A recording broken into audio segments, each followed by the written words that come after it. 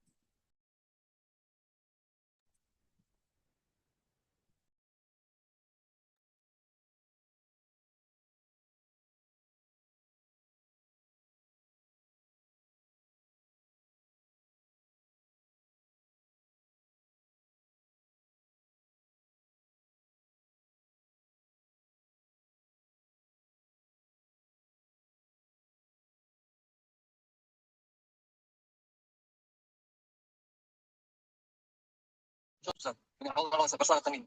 Mustafa bir tepki bulup. İstiyorum ya.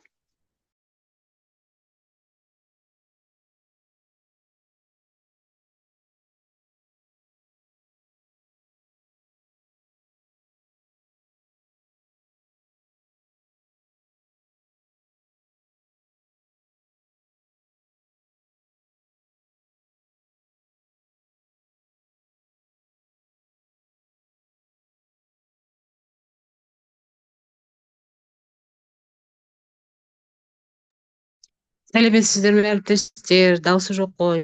Басталмады ма әлі?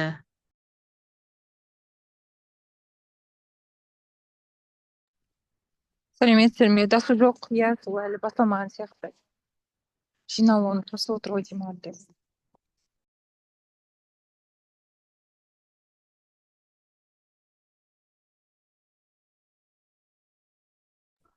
Сәлеметсіздер ме әріптестер? Қазір жиналсын, сосын бастаймыз. Даусым естіліп тұр ма? Иә, иә. Презентация көрініп тұр ма әріптестер? Көрініп тұр, көрініп тұр. Иә, Жақсы. көрініп тұр, көрініп. Жақсы.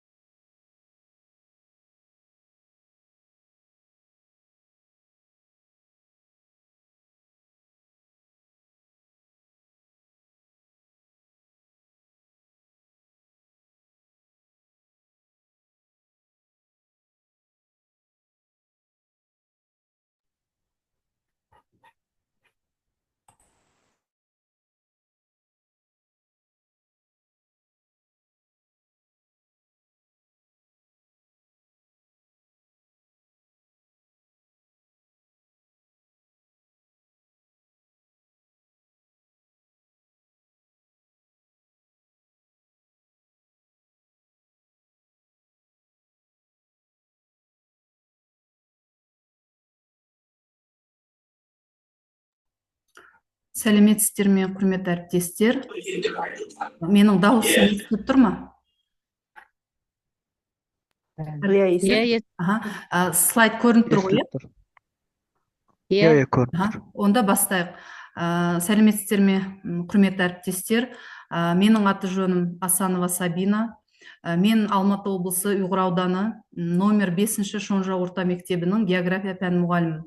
Бүгінгі вебинарымның тақырыбы пиза тапсырмаларының негізінде география пәнінде білім алушылардың функционалдық сауаттылығын дамыту. Мақсаты презентация.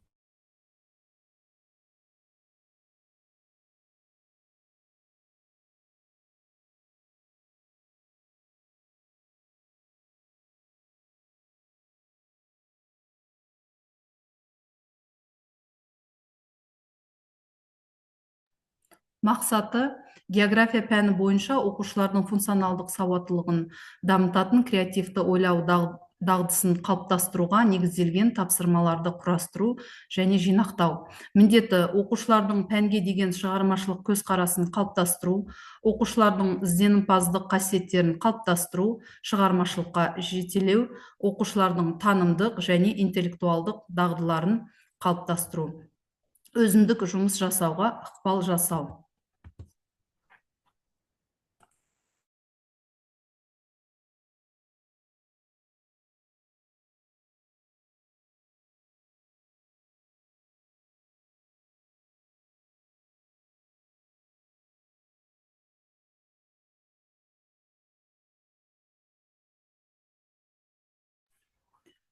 Пиза география тапсырмаларына шолу беретін болсақ, бірінші бұл біздің нақты өмірлік жағдайлар, оның ішінде географиялық білімді күнделікті өмірде пайдалану, графиктермен және диаграммамен жұмыс жасау, оның ішінде кесте және графиктермен деректерді алу, мәтіндік тапсырмалар, географиялық мәтіндерді оқу және түсіну, картамен жұмыс, карталарды талдау және объектілерді анықтау.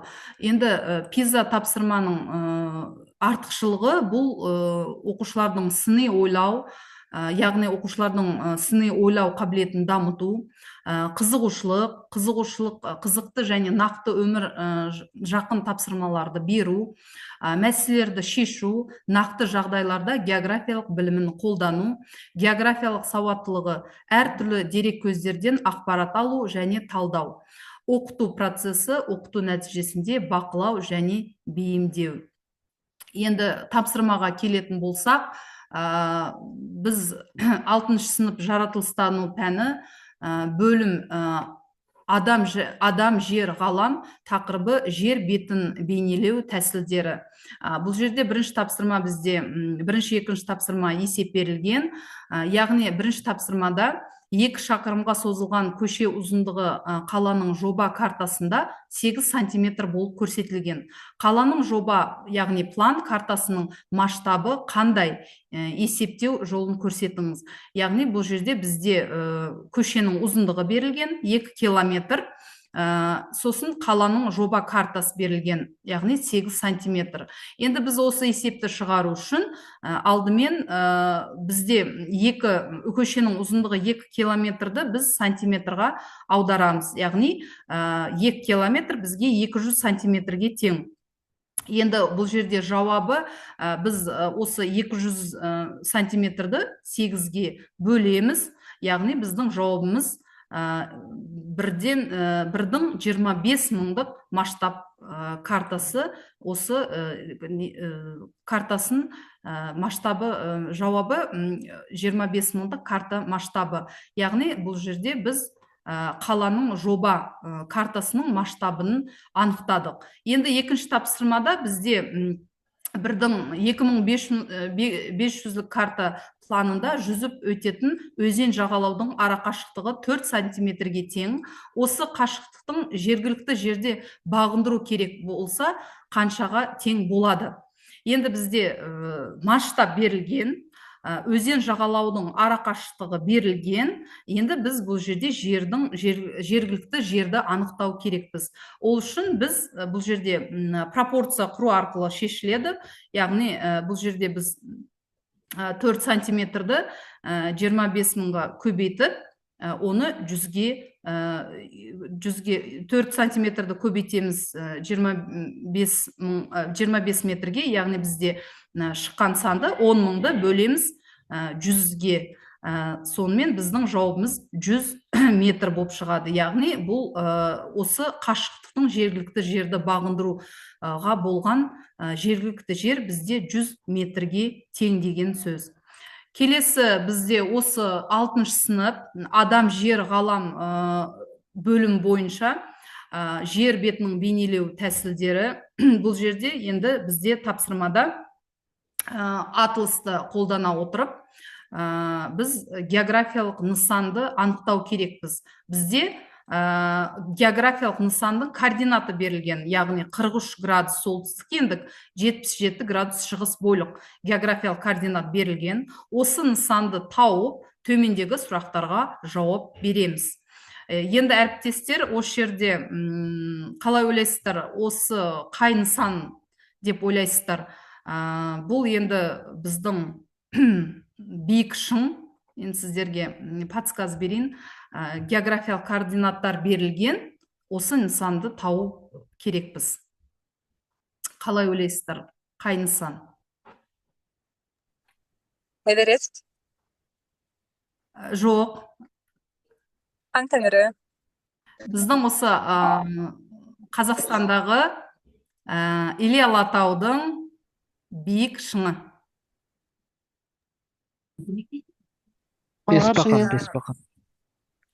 Бесбақан шыңы. Тағы. Так. 43 градус солтүстік ендік, 77 градус шығыс бойлықта орналасқан географиялық нысан. Талғар шыңы. Дұрыс. Талғар шыңы. Енді осы сұрақты биіктік классификация байланысты жер бетінің қай типіне жатады? Жер бетінің қай типіне жатады? Енді бұл нысан не? Биіктік таулар. Дұрыс, биік таулар, дұрыс. Енді географиялық нысандың аты? Тянь-Шань. Жоқ, Талғар шыңы. Қай материкте орналасқан? Евразия.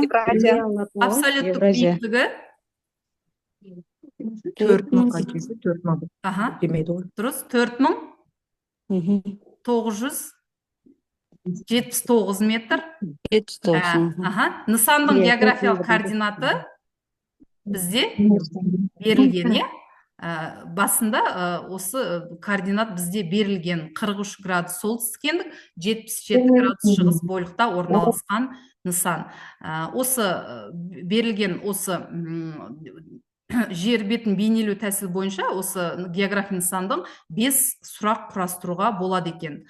Келесі біздің бөлім, ол физикалық география, гидросфера бөлімі. Бұл жерде тақырыбымыз құрлық сулардың түрлерімен және оның қалыптасуы. Енді бұл жерде бізде өзендің графигі көрсетілген. Ол өзендің ұзындығы вертикаль осі көрсетілген 3 өзенді А өзені, Б және С өзені берілген. Енді бұл жерде Арманды өзендердің жылдамдығы неге байланысты екендігін қызықтырды. Ол әр өзен профилі деп аталатын графика көмегімен сипаттауға болатын туралы оқыды. Енді міне суретке қарап. Енді мұндай графиканың горизонталь осі өзеннің ұзындығы, вертикаль бағатын жердің биіктігі көрсетеді. Төмендегі суреттер Арман көрген 3 өзендің орналасқан. Енді бұл жерде сұрақ былай.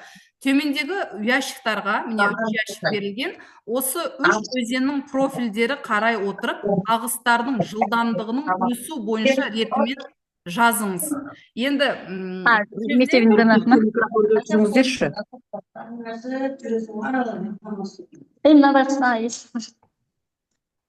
Микрофонды өшіріп қойып сөйлесеңіздерші, әріптестер.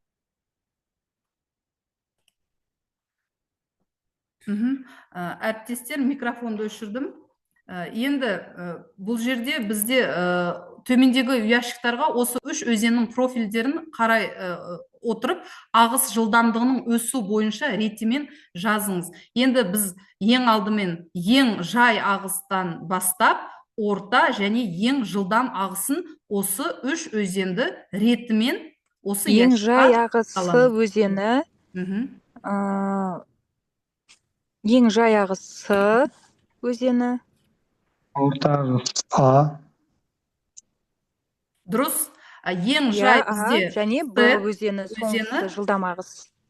ең жылдам ағыс бізде Б өзені. дұрыс. Б өзені бізде жылдам ағыс. Яғни оқушылар осы жерде ағыстың өсу бойынша ретімен жазып шығады. Енді бізде келесі осы гидросфераға байланысты келесі біздің тапсырма бұл өзен аңғардың құрылысы, өзендердің гидрологиялық режимі. Бұл жерде бізде өзендердің негізгі бөліктері бастауы және атырауы берілген. Ірі өзендердің жоғары, орта, төменгі ағысы болады. Тікелей көлдерге, теңіздерге құятын немесе құмдар мен батпақтарға сіңіретін өзен негізгі және оларға келіп қосылатын өзен алғашқы салалары деп аталады. Негізгі өзеннің салалары бірігіп өзен жүйесі құрайды. Өзен жүйесі мен су жиналатын алаптар өзен алаптары құралады. Енді бізге осындай 4 сұрақ берілген осы мәтін бойынша. Бізде бірінші сұрақ: өзеннің көлге немесе теңізге құятын жерін не деп атайды? Бірінші сұрақ. Екінші сұрақ: өзен ағысының қай бөлігінде қатты болады? А. Орта, В. Жоғары, С. Көлге құяр тұсында және Д. барлық жерінде бірдей болады. Енді үшінші сұрақ: өзен жайылмасы дегеніміз не? Ал төртінші сұрақ: бізде 83-ші сурет берілген, не көріп отырсыздар? Осы 83-ші суретте бізде өзен аңғарларының, көлдерінің көрінісі типтері берілген. Осы типтеріне қарай отырып, оқушылар қай аңғарда су тасу қаупі төмен болып табылады? Қалай ойлайсыздар, әріптестер?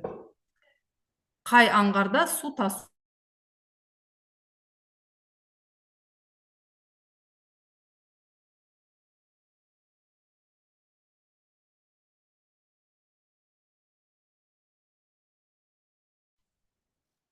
Сет ұстамай қалды ғой деймін. Әріптестер, сет ұстамай жатыр. Жалғастырамыз. Енді осы жерде бізде соңғы 4-ші сұрақта бұл жерде 83-ші сурет қарай отырып, қай аңғарда су тасу қаупі төмен болып табылады? Осы сурет арқылы оқушылар тауып анықтайды. Енді біздің келесі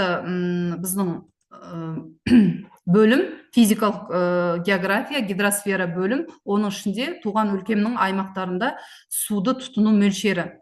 Енді бұл жерде біз өзіміздің туған өлкеміз Шарын өзенінің су тұтынуын есептедік. Бұл жерде енді шарты: Шарын өзенінің орташа су ағымы 50 метр куб секунд, өзеннің ауыл шаруашылыққа кететін шығыны 10 метр куб, өнеркәсіпке 5 метр куб, тұрмыстық қажеттіліктерге 3 метр куб су.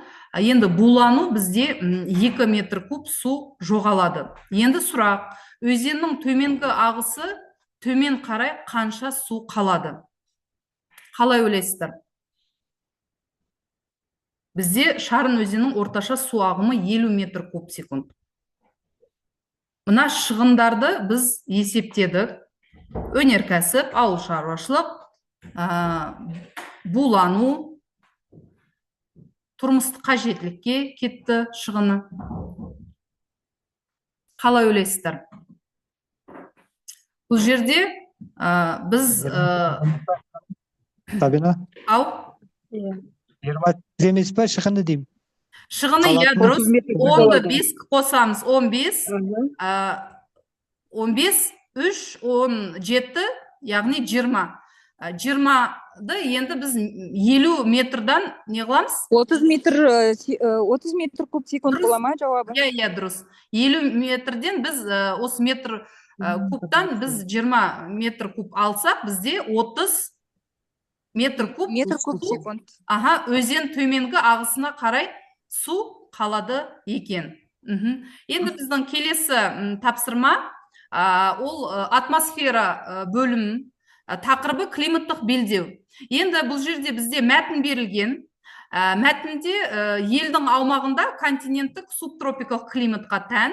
Бұл жерде енді осы мемлекеттің жазғы орташа температурасы, сосын қыста қаңтар айда орташа температурасы берілген, жауын-шашын мөлшері берілген, сонымен қатар қар жамылғысы берілген. Енді осы мәтінді оқып, біз төмендегі мемлекетті анықтау керекпіз.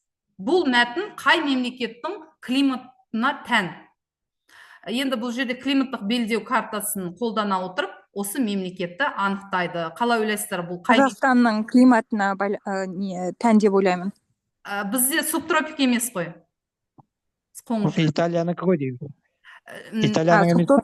Тропик бар ма ана жерде? Енді бұл мемлекет бізге көршілес. Қырғызстан дей. Бізге осы Қазақстанға көршілес оңтүстікте. Турция. Өзбекстан, дұрыс айтасыз.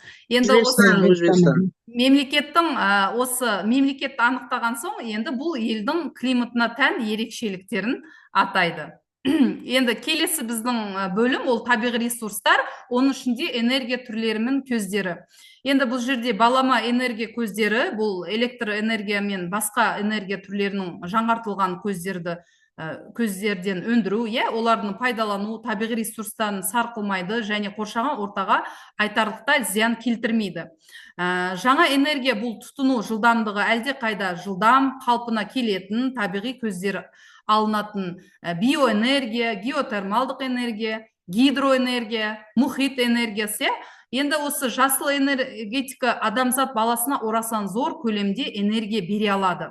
Енді сұрақ, бұл жерде төмендегі берілген нұсқалардан балама энергия көздеріне жатпайтын белгілер қайсысы?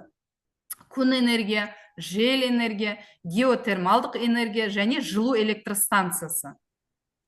Бұл жерде жылу электростанциясы. Балама энергия көздерін пайдалану жаһандық климат өзгеруіне қалай әсер етеді? Бүгін күні әлем көптеген елдерде балама энергия көздерін өту қандай мысалдармен дәлелдеуге болады, әлемдегі. Сонымен қатар Алматы облысында жел генераторларын орнату мүмкіндік бар ма? Бар болса, қандай себептерге сүйенуге болады? Яғни оқушыларға осында 3-4 сұрақ, дәрежелік сұрақтар беріледі осы балама энергия көздері бойынша. Енді біздің келесі тақырыбымыз бұл бөлім физикалық география, оның ішінде литосфера, тақырыбы жер бетінің жіктелуі. Бұл жерде бізде өзіміздің туған өлкеміз шарын шатқалы туралы мәтін берілген. Енді ол Алматы облысында орналасқан, табиғи ескерткіш, ұлттық табиғи парк. Енді осы табиғи парк туралы мәтін берілген, осы мәтін арқылы біз осындай сұрақ құрастырдық. Енді шарын шатқалы географиялық процесс нәтижесінде қандай географиялық процесс нәтижесінде пайда болған? Бірінші, жанартаудың атқылауы, екіншісі, мұздықтардың еруі, С, өзендердің эрозиясы, Д, жер сілкінісі. Жоқ, өзен эрозиясы. Өзен эрозиясы, жақсы, дұрыс. Енді келесі, Қамалдар алқабы неліктен ерекше?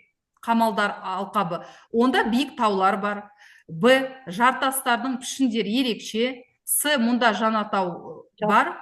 Және Д, ол ең ұзын өзен бойында орналасқан. Бұл жерде дұрыс жауабы дұрыс, жартастардың ерекше болды. Енді шарын шатқалы жер қалай өзгеру мүмкін? Шарын шатқалдың жер бедері. А, жаңбыр судың жыныстарды шайып, жаңа ойыстар мен жарықтар түзілуі. В, жартастардың бірдей тегіс жерге айналуы. С, шатқалдардың жер бедері еш қашқан өзгермейді. Д, ауа райы шатқалға ешқандай әсері жоқ. Енді бұл Ана жерде бірінші А болар. дұрыс. Иә, жаңбыр суы. Жаңбыр суының жыныстарды шайып, жаңа ойыстар мен Ойыстар, жарықтар. жарықтар түзіледі. Жақсы, әрине, дұрыс. Енді осы шарын келесі біздің осы шарын шатқал тағы бір тапсырма. Бұл жерде енді статистикалық мәлімет берілген, бізде кестемен жұмыс. Бұл жерде шарын шатқалына келген туристердің жылдар бойынша көрсеткіштер берілген. 2020 жылдан бастап 2024 аралығында берілген жалпы келушілердің саны, шет елден келген туристердің саны, келген мемлекеттердің саны берілген. Енді бұл жерде сұрақ былай. Кестеде осы жылдар аралығында белгілі территорияға келушілердің саны көрсетілген. 2020-24 дейін келушілердің саны өзгерісін сипаттаңыз. Қай жылдары келушілердің саны күрт азайды? Себебін анықтаңыз. Бұл жерде бізде 2020 мен 21-де туристер мүлдем жоқ десек те болады. Қалай ойлайсыздар, неге? Шетелден келген туристердің саны. Неге байланысты? 20 мен 21-де. 20 мен 21. Рұқсат берілмеді ғой келуге. Сол уақытта ковидтің уақыты пандемия жүзінде шетелден бірде-бір туристер кірген жоқ, Қазақстан территориясына. Дұрыс, әрине. Яғни 2 жыл аралығында мүлдем кірген жоқ. Ал 2024-те 52 мемлекеттен туристер бізге келген екен. Енді ең көп мына шетелден келгендер 17.500-ға жоқ туристер келген. Осындай статистикалық мәліметті қолдана отырып, оқушылар осы сұрақтарға жауап береді. Енді біздің келесі біздің тапсырма бұл қорықтарға байланысты. Қорықтар бізде Қазақстан табиғи зоналар мен қорықтар картасы берілген. Және бұл жерде осы мәтінді оқып, бұл жерде қорықтың атын анықтау керек. Енді суретке қара отырып, осы қорықты қай қорық деп ойлайсыздар? Мәтін оқымай қойып, сіздер осы суретке қарап берілгеніне карта. Барса келме? Жоқ. Енді бұл жерде су туралы, яғни бұл көл. Көл емес пе? Қорғалжын. Дұрыс. Қорғалжын, иә. Иә, дұрыс. Келесі біздің тапсырма бұл картамен жұмыс. Бөлім халық географиясы, тақырыбы Қазақстан ұлттық және діни құрамы. Бұл жерде біз сіздермен 9 сыныпта Қазақстан ұлттық діни құрамы тақырыбында қазақ диаспора туралы өткен бізде. Бұл жерде бізде мәлімет берілген, міне статистикалық мәлімет берілген. Енді бұл жерде біз Mapchat платформасы арқылы қазақ диаспора бойынша әлемдегі елдердің өз картасын жасаймыз. Енді бұл жерде қазіргі таңда қазақтар әлемде 40-тан астам елінде тұрады. Ең көп қазақ диаспора шоғырланған елдерді біз жасыл түспен белгілейміз. Ең аз қазақ диаспора шоғырланған елдерді біз қызыл түспен белгілейміз. Енді бұл жерде Mapchat платформасы өте тиімді, оқушыларға осы платформаны скачать етіп, осын берсек, және осы жерде картограмма әдісі арқылы оқушылар осындай фон арқылы таңдап мемлекеттерді белгілеп шығады. Тура осындай, міне келесі біздің Қазақстан ұлттық және діни құрамы. Бұл жерде Қазақстандағы ұлттардың статистикалық көрсеткіштер берілген. Бірақ бұл жерде біз Data WordPress платформасы арқылы Қазақстан Республикасының облыстар, аудандары бойынша ең көп таралған ұлт өкілдерінің үлесін, графикасын осындай сызып шығуға мүмкіндік бар. Яғни бұл жерде графиканың түрлері өте көп. Қай графика бізге осы дұрыс келеді, сол графиканы алып, міне осындай мысалы қазақтардың үлесі, орыстардың үлесі, өзбектердің, тағы басқа ұлттардың үлесін осылай графикасын сызып шығуға мүмкіндік береді осы платформа арқылы. Өте тиімді екен, Өте тиімді, оқушылар осы платформа арқылы визуалдық тапсырманы телефонда орындауға әрине болады. Осымен бүгінгі вебинарымыз аяқталды. Енді сұрақтарыңыз болса, кері байланыс берсеңіздер, уақытымыз аз қалды. Рахмет, үлкен. Өте жақсы түсіндірдіңіз. Сізге үлкен рахмет. Осылай түсіндіріп, пизалардың жаңағы контексттерін түсініп, балаларға өзіміз түсіндірсек, бала жақсы тиімді орындап шығады деп ойлаймын. Жұмысыңызға табыс тілеймін. Рахмет.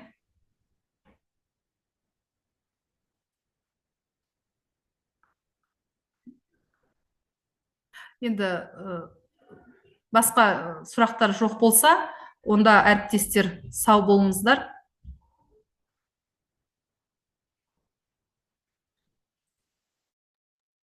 Жақсы, рахмет, өте керемет семинар болды.